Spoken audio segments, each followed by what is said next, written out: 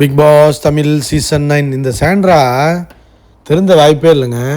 நடிப்பு அடக்கி திருந்த வாய்ப்பே கிடையாது. திரும்பவும் திவ்யா போட்டு அடி அடி நடிக்குது. அதாவது அன்னைக்கு காலையில் 6 மணி இருக்கும், அதே பேசிக்கிட்டு இருக்குங்க. திரும்ப திவ்யாவும் அவங்களும் வந்து ஒரு நல்லா அண்ணன் தங்கச்சியாக தான் இருந்தாங்க, பிரஜைனும். ஸோ எதில் என்ன ஆச்சுன்னு தெரில. ஒரு வேளை விஜய் டிவி எதுவும் நம்மள்ட்ட காட்ட மாட்டேறாங்களா, மறைக்கிறாங்களா என்னன்னு தெரிலங்க. லைக் பண்ணிட்டு வீடியோ பாருங்கள், கண்டிப்பாக சப்ஸ்கிரைப் பண்ணிட்டு வீடியோ பாருங்கள் ஃப்ரெண்ட்ஸ்.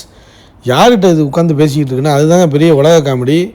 யாருனால வந்து பிரச்சனை வீட்டை விட்டு வெளியே போனாரோ, இவ்வளோ தூரம் அழுதுகிட்டு இருக்கிறதுக்கு காரணமோ அவங்ககிட்டே போய் உட்காந்துக்கிட்டு யார் விக்ரம்கிட்ட போய் உட்காந்து பேசிக்கிட்டு இருக்குங்க சாண்ட்ரா.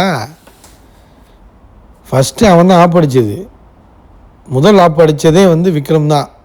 உங்களுக்கு வந்து எமோஷ்னல் பாண்டிங் இருக்குது, எமோஷ்னல் கனெக்ட் இருக்குது, நீங்கள் ரெண்டு பேரும் இருக்கிறதையும் நாங்கள் வந்து கேம் ஆட முடியாது. ஃபஸ்ட்டு என்னென்னா வெஞ்சன்ஸ் இவனுக்கு என்னென்னா, சாண்ட்ரா வந்து ஃபஸ்ட்டு வாரம் வந்தோடனே வந்து ஸ்கோர் பண்ணிச்சு தெரியுமா.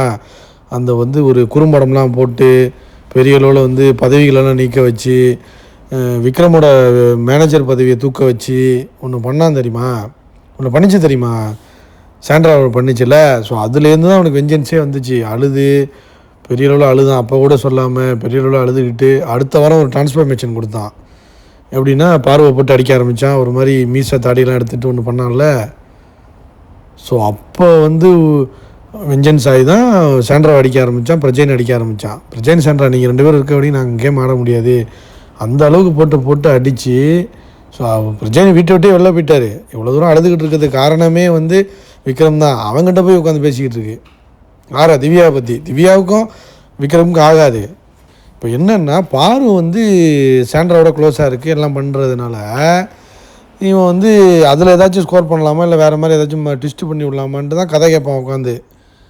அவங்ககிட்ட போய் உட்காந்து சொல்லிக்கிட்டு இருக்கு. என்ன சொல்லிக்கிட்டு இருக்குன்னா, பிரஜைனும் அவங்களும் தான் க்ளோஸாக இருந்தாங்க. அவங்கன்னா யார், திவ்யா போய் இப்போ அவங்களாயிட்டாங்க போல்.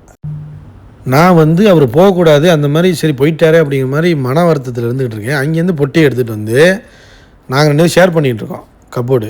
ஸோ அதுலேருந்து துணியெல்லாம் எடுங்க சாண்ட்ரா, நான் வைக்க போகிறேன் அப்படின்னா எவ்வளோ கடுப்பு வரும் எனக்கு.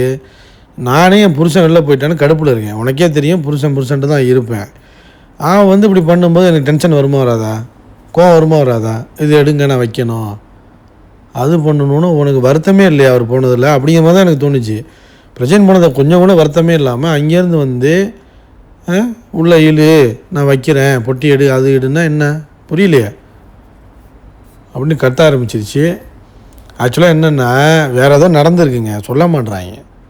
லைக் பண்ணிட்டு வீடியோ பாருங்கள், கண்டிப்பாக கமெண்ட் பண்ணுங்கள் இதை பற்றி.